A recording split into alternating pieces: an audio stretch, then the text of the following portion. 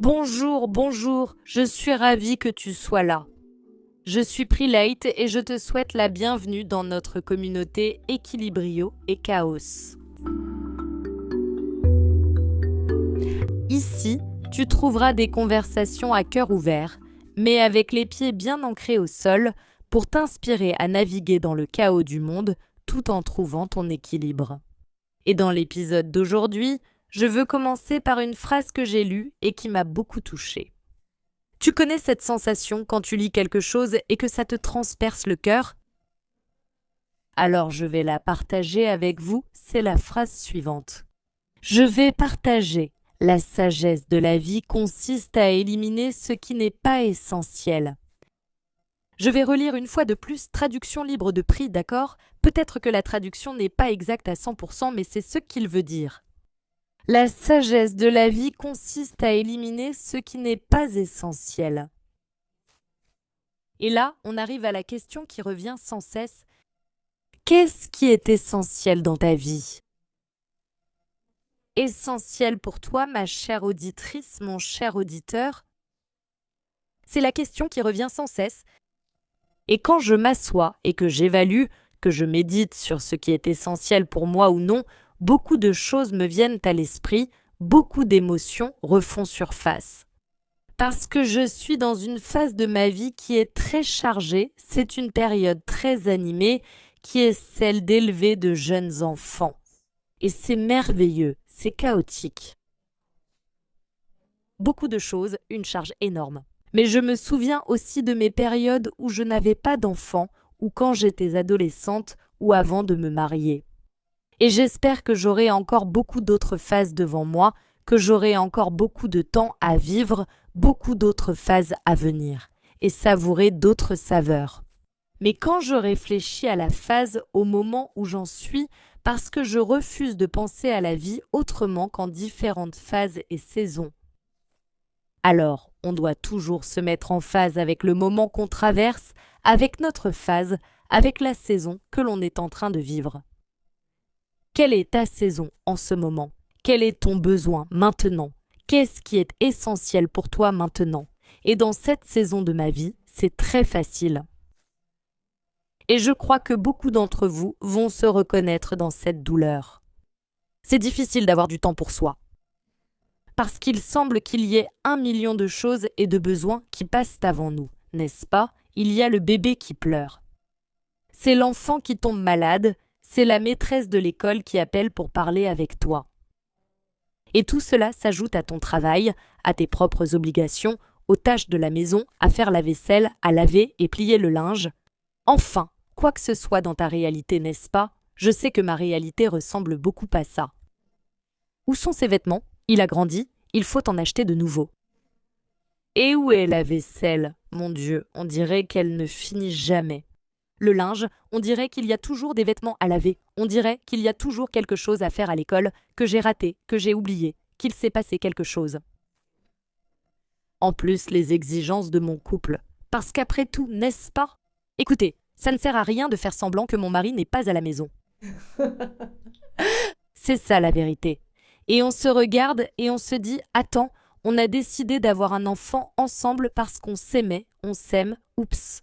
Et on veut fonder une famille, mais on n'a même pas le temps de se voir. Alors, ces douleurs, selon la phase dans laquelle tu te trouves, ou alors, je me souviens très bien d'une période où j'étais complètement perdue. Et puis, tout à coup, c'est toi dans cette phase où tu te dis « Je ne sais pas ce que je vais faire de ma vie. Je n'ai absolument aucune idée de ce que je fais ici. Je n'ai absolument aucune idée de ce que je dois faire. Qu'est-ce que je fais ici? Je ne sais pas quelle faculté je vais choisir. Je ne sais pas quel travail je veux. Je ne sais pas comment je vais faire pour payer mes factures. Je ne sais pas, je suis perdue. Vous vous reconnaissez? Je pense que tout le monde se reconnaît, non? Avec cette période où l'on se sent perdu. Beaucoup de personnes se reconnaissent dans cette période où l'on est constamment submergé de demandes, non? Ou si tu traverses une période très chargée au travail. Aussi, fais une pause, respire, parce qu'il y a 2 choses ici qui sont essentielles, à mon avis, et c'est ce qui m'a le plus touchée sur ce qui est essentiel. Et pour moi, que ce soit une période très chargée, une période où l'on se sent perdu, ou une période de douleur, n'est-ce pas? De perte de quelqu'un, prendre soin de soi, aussi cliché que cela puisse paraître. Et je sais que c'est un cliché. Et je sais que tu as probablement déjà entendu ça de ma part, de la part de quelqu'un d'autre ou ailleurs. Mais reste avec moi, on va parler un peu plus de ce soin de soi. Le soin de soi, mes amis, c'est essentiel pour la simple raison que tu es la chose la plus importante dans ta vie. Crois-le ou non, ça paraît égoïste, n'est-ce pas? Je sais, ça fait même un peu mal de dire ça, non? Allez, dis-le avec moi à voix haute. La chose la plus importante de ma vie. Ça paraît vraiment super égoïste, non? Mais arrête-toi et réfléchis avec moi. Sans toi, il n'y a rien. Si tu ne prends pas soin de toi ou n'es pas en bonne santé, tu n'arrives pas à faire ce que tu dois. Même pas te plaindre que tu te sens perdu dans la vie. Quand tu comprends que prendre soin de toi est un investissement à moyen et long terme. Non seulement pour toi, mais pour toutes les personnes autour de toi, tu changes de perspective. Tu comprends que prendre soin de toi, ce n'est pas simplement mettre une crème sur ton visage. Ça peut être, oui, ça peut être, c'est toi qui mets du maquillage le matin, tu cours, tu fais du yoga, non. Le soin de soi va bien au-delà et c'est bien plus profond que de simplement faire ces activités. Ce n'est pas que tu ne puisses pas les faire ou les inclure, non. Ce n'est pas qu'elles ne soient pas importantes. Mais le soin de soi, à mon avis, celui qui est vraiment essentiel, c'est quand tu t'arrêtes pour écouter quels sont tes vrais besoins. C'est celui où tu prends une pause pour écouter, chercher à comprendre, vivre et vraiment ressentir ce que tu es en train de ressentir à ce moment-là. Parce que la sensation qu'on a, surtout à l'époque moderne, c'est qu'on est emporté par le courant. Et je crois que c'est l'un des grands défis du yoga moderne, ne pas se laisser emporter par le courant. C'est de s'arrêter, de respirer et de se connecter avec soi-même. Et quand on fait cette pause et qu'on s'écoute honnêtement, parce que ce n'est pas facile, les amis. Se regarder, s'écouter et se dire « Waouh, je suis vraiment en colère » ou bien « Je suis très jalouse en ce moment » ou « Waouh, j'ai vraiment besoin de me défouler, j'ai besoin de faire du cardio, j'ai besoin de transpirer » ou « J'ai besoin d'étirer mon corps, sinon mon dos va me tuer » ou « J'ai besoin de mieux respirer, j'ai besoin d'améliorer ma posture, j'ai besoin de mieux manger ». Ces choses-là, aussi clichés soient-elles, ce sont vraiment elles qui font la différence dans notre vie, dans notre quotidien. Alors, je veux t'inviter à simplement t'arrêter. Fais une pause. Vous savez que je suis fan des pauses. Et sois honnête avec toi-même. Quel est ton besoin en ce moment de ta vie, à cette étape de ta vie? Et quand tu écoutes honnêtement, mais vraiment honnêtement, les amis, ce n'est pas juste du blabla. Ce n'est pas du blablabla. Et il y a une science derrière tout ça dont je vais parler dans une minute, d'accord? Quand tu écoutes vraiment quels sont tes besoins et que tu y réponds, même si une partie de toi dit que tu es égoïste. Mais tu comprends que tu as besoin de toi-même, que tu es une investisseuse, que prendre soin de toi, c'est un investissement. Non seulement pour toi, mais aussi pour les personnes autour de toi, les personnes qui dépendent de toi. Les personnes avec qui tu travailles, les membres de ta famille, les personnes à qui tu ne vas pas klaxonner dans la circulation. Pour le monde a besoin qu'on prenne soin de nous. Et c'est intéressant parce que le monde nous dit constamment le contraire, n'est-ce pas? Laisse-toi emporter par le courant. Et je comprends que cela demande beaucoup d'énergie, de façon constante et délibérée. Je vais le redire. Une grande énergie constante et délibérée. De créer ces pauses et ces rituels pour t'écouter, répondre à tes besoins et prendre soin de toi avant de prendre soin des autres et avant de répondre aux autres exigences de ta vie. Que ce soit un enfant, le travail, la famille, un ami. Est-ce que quelqu'un ici connaît cette personne qui s'occupe de tout le monde et se met toujours en dernier? Dis-moi, est-ce que tu te reconnais? Est-ce que c'est toi? Tu connais quelqu'un comme ça? Tout le monde connaît quelqu'un comme ça. C'est un exercice constant de dire non. Si je ne prends pas soin de moi avant de répondre aux exigences de mon travail, avant de répondre aux exigences de ma famille, de mes amis, du monde, n'est-ce pas? Parce qu'au final, le monde a énormément d'exigences, n'est-ce pas? Mais tout ce plastique et ces microplastiques, mes amis, au supermarché, quand on me propose un sac plastique, j'ai juste envie de disparaître. Je ne vais même pas aborder cette histoire de guerre dans le monde. Ô Seigneur, n'est-ce pas? Eh bien nous, parce que sinon je n'arrive pas à vivre. Et je pense que personne n'y arrive, n'est-ce pas? Aucune personne avec un minimum de sensibilité ne peut voir ce qui se passe dans le monde sans ressentir de la douleur et sans être touché. Mais nous devons, encore une fois, prendre soin de nous. Depuis des années, j'entends notre communauté dire cela. Pri, je n'arrive pas à progresser dans la pratique du yoga. Je n'arrive pas à être constante, disciplinée, concentrée. Je sais que le yoga me fait du bien, mais je n'arrive pas à reprendre ou à maintenir ma pratique sur mon tapis, c'est quelque chose. Vous vous reconnaissez là-dedans? Si c'est le cas, sache que j'offre une masterclass 100% gratuite, qui sera diffusée le 6 décembre, où je vais partager 3 erreurs qui t'empêchent de rester constante et d'évoluer dans ta pratique du yoga. Seules les personnes qui font partie de notre club d'Akarta recevront cette masterclass dans leur boîte de réception. Autrement dit, il n'y aura pas de live, rien sur YouTube, rien sur Instagram, rien nulle part. Ce ne sera pas non plus disponible sur le podcast, car ce sera très illustratif, avec de nombreuses photos, graphiques et points. Ce sera vraiment une masterclass pour vous. Vous le recevrez dans votre boîte de réception. Si vous n'êtes pas membre du club d'Akarta, restez attentif. Je vais laisser le lien dans la description de cet épisode pour que vous puissiez vous inscrire. Et vous le recevrez dans votre boîte de réception, encore une fois, le 6 novembre, la masterclass sur les 3 erreurs que vous pourriez être en train de commettre, qui vous empêchent d'avoir de la constance et d'évoluer dans la pratique du yoga. La masterclass, vraiment, elle est exclusive pour celles qui font partie du club d'Akarta et qui sont abonnées à ma newsletter. Et elle sera disponible pour une durée limitée. Organisez-vous car vous savez que j'adore l'organisation. Réservez un petit moment dans votre agenda pour la regarder gratuitement. Prenez votre thé, installez-vous confortablement. Et on va passer une soirée ensemble. Toi et moi, on va avoir une discussion entre amis. Et je suis sûre que tu vas sortir de cette masterclass avec plein d'idées positives.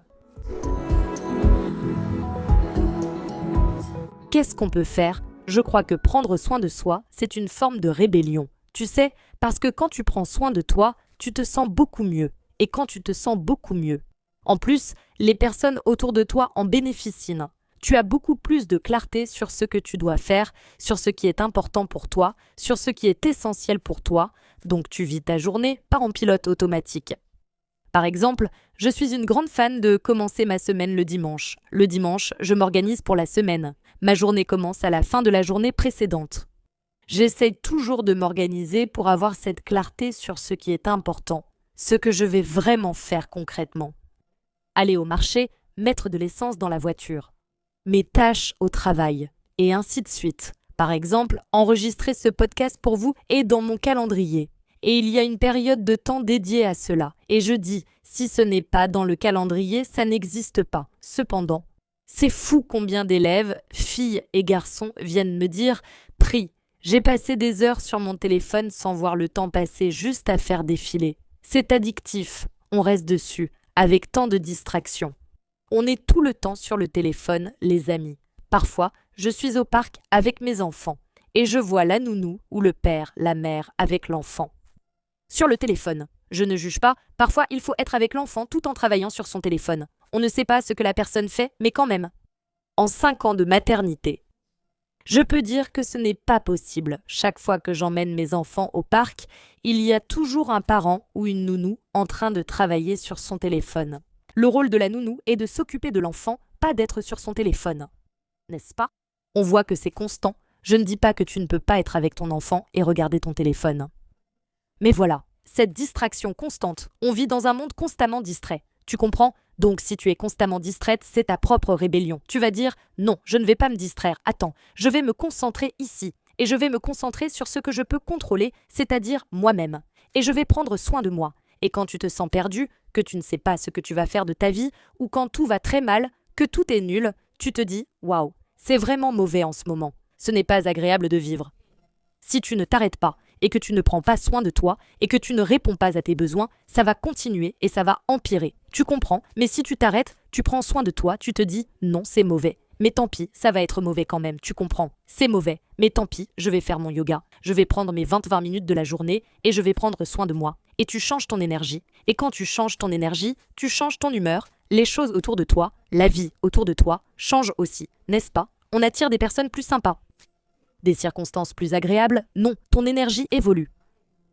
Et tu apportes cette belle énergie. Ce n'est pas génial, tu n'as pas une amie qui vient te voir et tu te dis « Waouh, c'est cette amie qui a une super énergie, qui est comme ça, avec une belle vibe, qui vient chez toi, et tu te dis « Waouh, c'est super qu'elle soit venue me rendre visite, ça a changé ma journée, ça a amélioré ma journée. Ce n'est pas merveilleux? C'est pareil les filles, on veut être cette personne. On veut être cette personne pleine d'énergie, de bonne humeur pour nos enfants aussi. Je pense à mes garçons par exemple. Je leur dis « Maintenant, c'est mon moment d'aller à la salle de sport. Et très souvent, ils viennent avec moi à la salle. Et très souvent, ils me voient faire du yoga, ici à la maison aussi.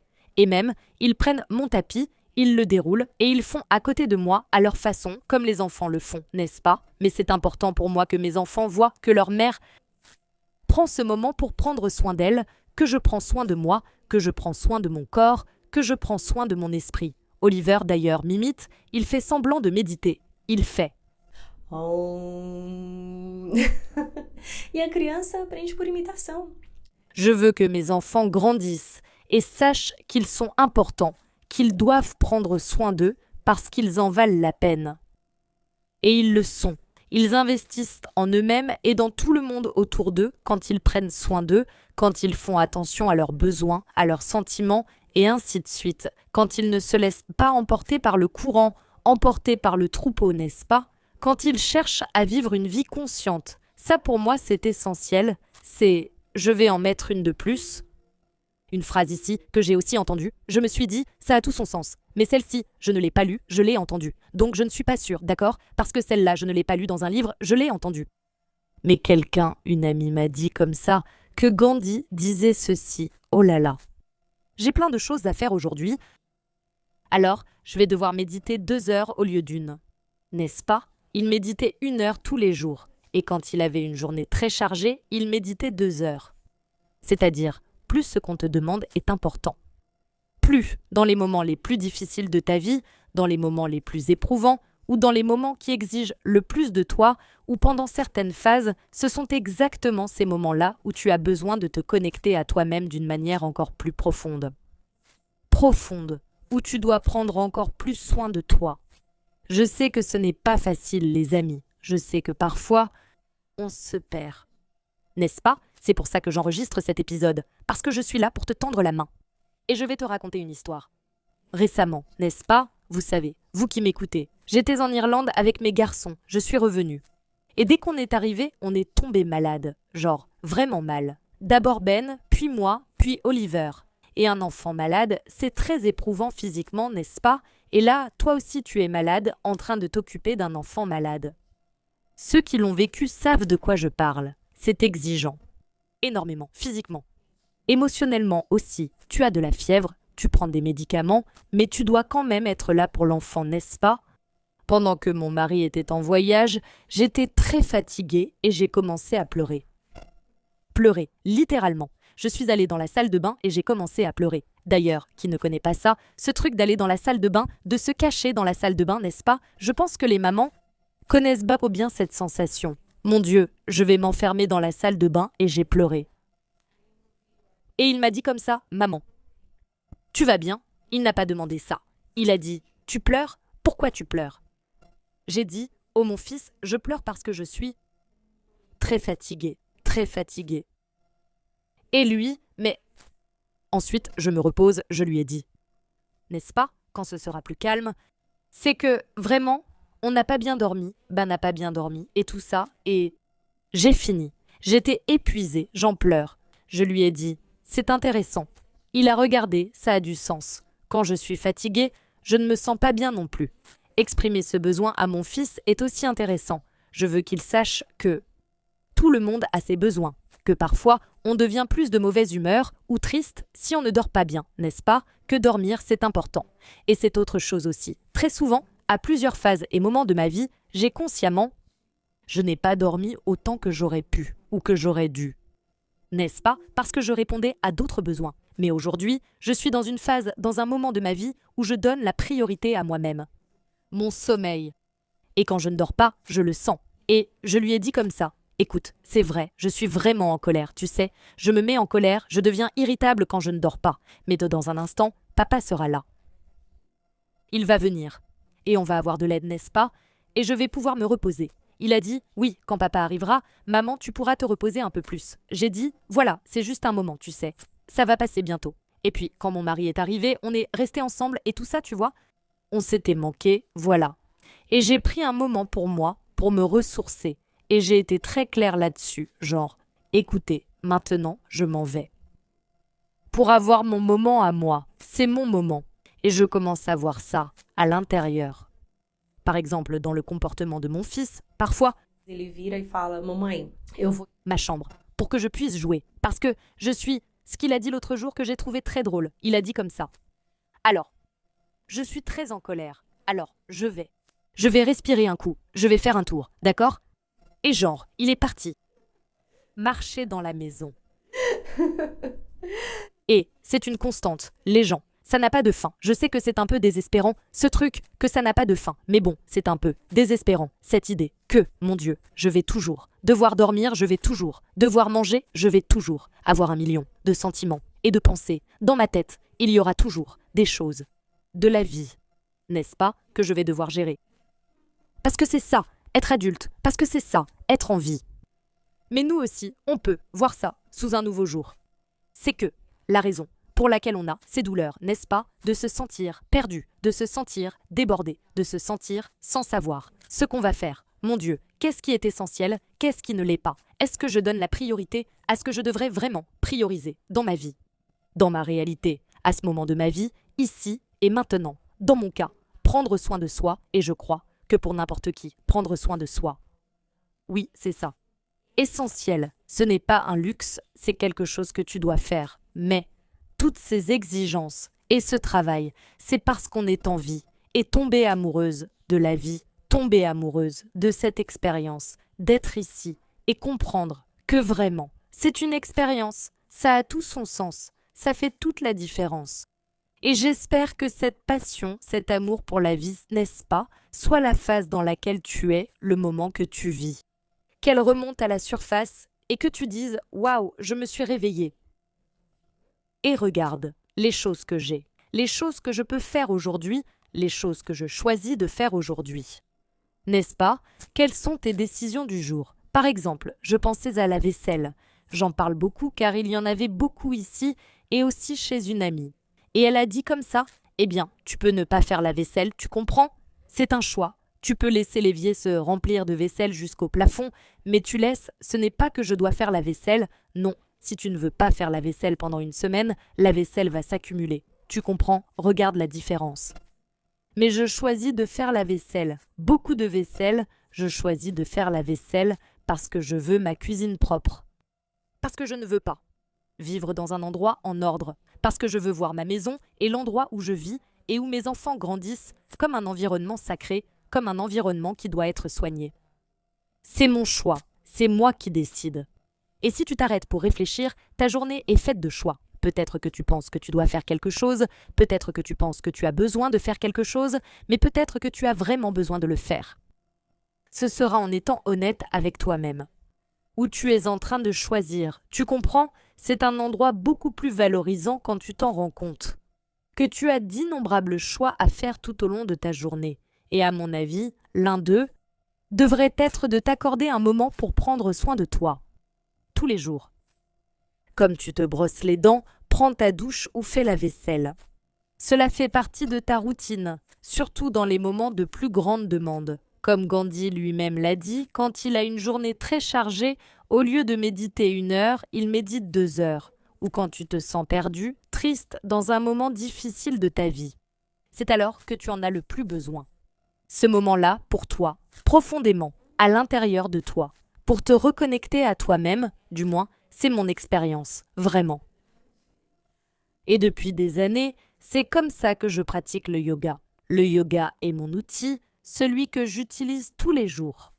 D'une manière ou d'une autre, À travers la respiration, la méditation, les asanas, la philosophie, c'est ce qui imprègne ma vie, pour essayer de vivre de façon plus consciente et plus présente.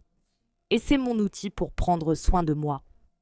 Et quand tu commences à percevoir quels sont les tiennes, tes outils pour prendre soin de toi, tu comprends que c'est essentiel, ce n'est pas un luxe. Par exemple, je pensais beaucoup aux vêtements, aux sacs, parce qu'on est allé dans un endroit ici à Los Angeles, qui était super chic, tu vois. Los Angeles, c'est une de ces villes qui est vraiment une grande ville, tu vois, les gens. Donc, il y a Chanel, il y a toutes ces marques très célèbres, tu vois, super chères et tout ça. Et ce week-end, on était dans un endroit où tout le monde autour de nous était habillé avec des marques super chères, tu vois. Et je me souviens, sans aucun jugement, d'accord ? Vraiment, aucun. Je raconte juste comment c'était parce que je me souviens que quand j'étais au Brésil. Viens ici pour, en parlant avec les gens, ce truc de « il me faut un sac X, il me faut un pantalon Y, il faut que j'achète ce truc de la marque et… » Et parfois tu achètes quelque chose sur les réseaux sociaux, par exemple, que c'est.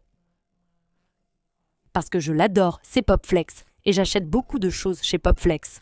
Et ils ont lancé un produit, et j'ai dit « Oh, j'adore, j'adore, il me faut ce produit, parce que c'est tout à fait moi, Popflex, c'est tout à fait moi. » Et elles ont dit comme ça « Oh, tu en as besoin. » Et j'ai dit « Oh, je me suis arrêtée, et j'ai pensé « Attends, fais une pause. Est-ce que j'ai vraiment besoin de ça ? Est-ce que j'ai vraiment besoin d'une autre combinaison ? Ai-je vraiment besoin d'un autre tapis de yoga ? Est-ce que j'ai vraiment besoin d'un sac à main cher ? Eh bien, j'ai réfléchi et honnêtement, non, je n'en ai pas besoin.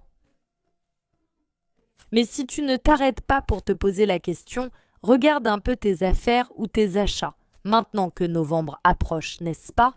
Et tu vas avoir plein de promotions en novembre. De quoi as-tu vraiment besoin ? Qu'est-ce qui est essentiel pour toi ?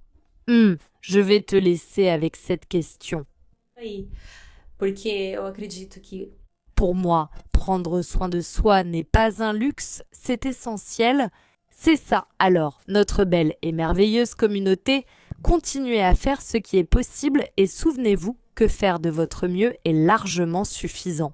Et à la prochaine, comme toujours, de mon cœur au vôtre, à bientôt. Et si cet épisode vous a plu, s'il vous plaît, répandez-le comme des confettis sur Internet, partagez-le avec votre tante, avec votre amie, avec le groupe WhatsApp de la famille. Envoie cet épisode à cet ami, à cette personne que tu connais, qui se met toujours en dernier, pour qu'elle ne se mette plus en dernier, qu'elle se donne la priorité. Et si vous n'avez pas encore évalué notre podcast, s'il vous plaît, laissez votre avis positif. Les amis, c'est très important pour que nous puissions continuer à créer du contenu pour vous, d'accord ? C'est ça, un gros bisou et à la prochaine.